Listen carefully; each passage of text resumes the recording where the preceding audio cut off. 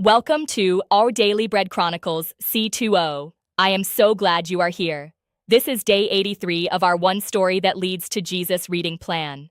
Today we continue in the book of 1 Samuel. Open your heart, open your Bible, and let's grow in the Word of God together. What happens when your greatest success becomes someone else's deepest fear? Today we see the beautiful bond of friendship and the destructive power of envy. Did you know?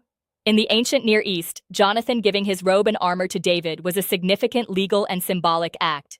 It represented Jonathan voluntarily yielding his right to the throne to his friend. Jealousy can blind us to God's work in others, but true friendship, like Jonathan's, celebrates God's favor wherever it rests. Are we cheering for the success of our brothers and sisters today?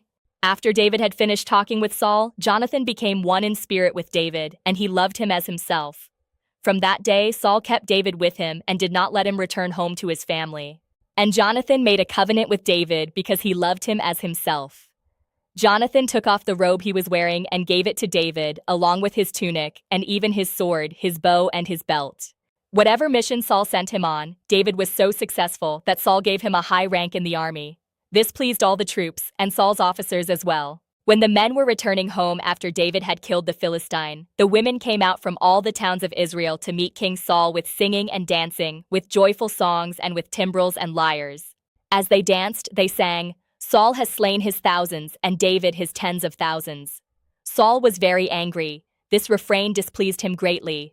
"They have credited David with tens of thousands," he thought, "but me with only thousands. What more can he get but the kingdom?" And from that time on, Saul kept a close eye on David. The next day, an evil spirit from God came forcefully on Saul. He was prophesying in his house, while David was playing the lyre, as he usually did. Saul had a spear in his hand, and he hurled it, saying to himself, "I'll pin David to the wall." But David eluded him twice. Saul was afraid of David because the Lord was with David but had departed from Saul. So he sent David away from him and gave him command over 1,000 men, and David led the troops in their campaigns. In everything he did, he had great success, because the Lord was with him. When Saul saw how successful he was afraid of him. But all Israel and Judah loved David, because he led them in their campaigns. Saul said to David, "Here is my older daughter Merab. I will give her to you in marriage, only serve me bravely and fight the battles of the Lord." For Saul said to himself, "I will not raise a hand against him. Let the Philistines do that." But David said to Saul, "Who am I, and what is my family or my clan in Israel, that I should become the king's son-in-law?" So when the time came for Merab, Saul's daughter, to be given to David, she was given in marriage to Adriel of Meholah. Now Saul's daughter Michal was in love with David, and when they told Saul about it, he was pleased. "I will give her to him," he thought, "so that she may be a snare to him, and so that the hand of the Philistines may be against him." Then Saul ordered his attendants, "Speak to David privately and say, 'Look, the king likes you, and his attendants all love you. Now become his son-in-law.'" They repeated these words to David, but David said, "Do you think it is a small matter to become the king's son-in-law? I'm only a poor man and little known." Saul replied, "Say to David, 'The king wants no other price for the bride than 100 Philistine foreskins, to take revenge on his enemies.'" Saul's plan was to have David fall by the hands of the Philistines. So before the allotted time elapsed, David took his men with him and went out and killed 200 Philistines. They counted out the full number to the king, so that David might become the king's son-in-law. Then Saul gave him his daughter Michal in marriage. When Saul realized that the Lord was with David and that his daughter Michal loved David, Saul became still more afraid of him. The Philistine commanders continued to go out to battle, and as often as they did, David met with more success than the rest of Saul's officers, and his name became well known. Saul told his son Jonathan and all the attendants to kill David. But Jonathan had taken a great liking to David and warned him, "My father Saul is looking for a chance to kill you.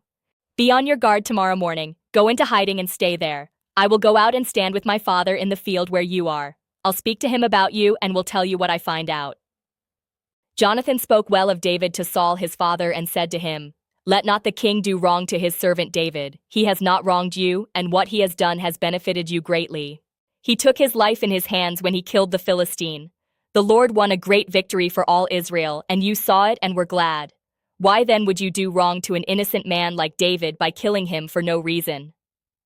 Saul listened to Jonathan and took this oath, "As surely as the Lord lives, David will not be put to death." So Jonathan called David and told him the whole conversation. He brought him to Saul, and David was with Saul as before. Once more war broke out, and David went out and fought the Philistines. He struck them with such force that they fled before him. But an evil spirit from the Lord came on Saul as he was sitting in his house with his spear in his hand. While David was playing the lyre, Saul tried to pin him to the wall with his spear. But David eluded him as Saul drove the spear into the wall. That night, David made good his escape. Saul sent men to David's house to watch it and to kill him in the morning. But Michal, David's wife, warned him, "If you don't run for your life tonight, tomorrow you'll be killed." So Michal let David down through a window, and he fled and escaped. Then Michal took an idol and laid it on the bed, covering it with a garment and putting some goat's hair at the head. When Saul sent the men to capture David, Michal said, "He is ill." Then Saul sent the men back to see David and told them, "Bring him up to me in his bed so that I may kill him." But when the men entered, there was the idol in the bed, and at the head was some goat's hair. Saul said to Michal, "Why did you deceive me like this and send my enemy away so that he escaped?" Michal told him, "He said to me, 'Let me get away. Why should I kill you?'" When David had fled and made his escape, he went to Samuel at Ramah and told him all that Saul had done to him. Then he and Samuel went to Naioth and stayed there. Word came to Saul, "David is in Naioth at Ramah," so he sent men to capture him. But when they saw a group of prophets prophesying, with Samuel standing there as their leader, the Spirit of God came on Saul's men, and they also prophesied. Saul was told about it, and he sent more men, and they prophesied too. Saul sent men a third time, and they also prophesied. Finally, he himself left for Ramah and went to the great cistern at Seku, and he asked, "Where are Samuel and David?" "Over in Naioth at Ramah," they said. So Saul went to Naioth at Ramah, but the Spirit of God came even on him, and he walked along prophesying until he came to Naioth. He stripped off his garments, and he too prophesied in Samuel's presence. He lay naked all that day and all that night. This is why people say, "Is Saul also among the prophets?" Then David fled from Naioth at Ramah and went to Jonathan and asked, "What have I done? What is my crime? How have I wronged your father that he is trying to kill me?" "Never," Jonathan replied. "You are not going to die. Look, my father doesn't do anything, great or small, without letting me know. Why would he hide this from me? It isn't so." But David took an oath and said, "Your father knows very well that I have found favor in your eyes, and he has said to himself, 'Jonathan must not know this or he will be grieved.' Yet as surely as the Lord lives and as you live, there is only a step between me and death." Jonathan said to David, "Whatever you want me to do, I'll do for you." So David said, "Look, tomorrow is the new moon feast, and I am supposed to dine with the king. But let me go and hide in the field until the evening of the day after tomorrow. If your father misses me at all, tell him." David earnestly asked my permission to hurry to Bethlehem, his hometown, because an annual sacrifice is being made there for his whole clan. If he says, "Very well," then your servant is safe. But if he loses his temper, you can be sure that he is determined to harm me. As for you, show kindness to your servant, for you have brought him into a covenant with you before the Lord. If I am guilty, then kill me yourself. Why hand me over to your father?" "Never," Jonathan said. "If I had the least inkling that my father was determined to harm you, wouldn't I tell you?" David asked, "Who will tell me if your father answers you harshly?" "Come," Jonathan said, "let's go out into the field." So they went there together. Then Jonathan said to David, "I swear by the Lord, the God of Israel, that I will surely sound out my father by this time the day after tomorrow. If he is favorably disposed toward you, will I not send you word and let you know? But if my father intends to harm you, may the Lord deal with Jonathan, be it ever so severely, if I do not let you know and send you away in peace. May the Lord be with you, as he has been with my father. But show me unfailing kindness, like the Lord's kindness, as long as I live, so that I may not be killed, and do not ever cut off your kindness from my family, not even when the Lord has cut off every one of David's enemies from the face of the earth." So Jonathan made a covenant with the house of David, saying, "May the Lord call David's enemies to account." And Jonathan had David reaffirm his oath out of love for him, because he loved him as he loved himself. Then Jonathan said to David, "Tomorrow is the new moon feast. You will be missed, because your seat will be empty. The day after tomorrow, toward evening, go to the place where you hid when this trouble began, and wait by the stone Azel. I will shoot 3 arrows to the side of it as though I were shooting at a target. Then I will send a boy and say, 'Go, find the arrows.' If I say to him, 'Look, the arrows are on this side of you,' Bring them here. Then come. Because as surely as the Lord lives, you are safe. There is no danger. But if I say to the boy, look, the arrows are beyond you, then you must go, because the Lord has sent you away. And about the matter you and I discussed, remember, the Lord is witness between you and me forever. So David hid in the field, and when the new moon feast came, the king sat down to eat. He sat in his customary place by the wall, opposite Jonathan, and Abner sat next to Saul, but David's place was empty. Saul said nothing that day, for he thought, something must have happened to David to make him ceremonially unclean. Surely he is unclean. But the next day, the second day of the month, David's place was empty again. Then Saul said to his son Jonathan, "Why hasn't the son of Jesse come to the meal, either yesterday or today?" Jonathan answered, "David earnestly asked me for permission to go to Bethlehem. He said, 'Let me go, because our family is observing a sacrifice in the town, and my brother has ordered me to be there. If I have found favor in your eyes, let me get away to see my brothers.' That is why he has not come to the king's table." Saul's anger flared up at Jonathan, and he said to him, "You son of a perverse and rebellious woman, don't I know that you have sided with the son of Jesse to your own shame and to the shame of the mother who bore you?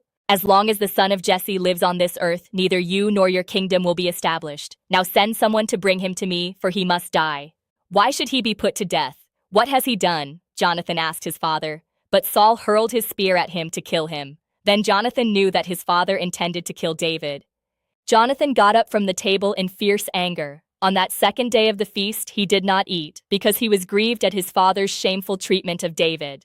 In the morning, Jonathan went out to the field for his meeting with David. He had a small boy with him, and he said to the boy, "Run and find the arrows I shoot." As the boy ran, he shot an arrow beyond him. When the boy came to the place where Jonathan's arrow had fallen, Jonathan called out after him, "Isn't the arrow beyond you?" Then he shouted, "Hurry, go quickly, don't stop." The boy picked up the arrow and returned to his master. The boy knew nothing about all this, only Jonathan and David knew. Then Jonathan gave his weapons to the boy and said, "Go, carry them back to town." After the boy had gone, David got up from the south side of the stone and bowed down before Jonathan 3 times, with his face to the ground. Then they kissed each other and wept together, but David wept the most. Jonathan said to David, "Go in peace, for we have sworn friendship with each other in the name of the Lord, saying, 'The Lord is witness between you and me, and between your descendants and my descendants forever.'" Then David left, and Jonathan went back to the town. Thank you so much for spending this time in the Word today. Our question for reflection: like Jonathan and David, have you ever had to choose God's will and your integrity over your own status or family pressure? Please share your heart in the comments. If this message blessed you, please like this video, subscribe to Daily Bread Chronicles, and share it with someone who needs encouragement. We will see you tomorrow for day 85. God bless you and keep you.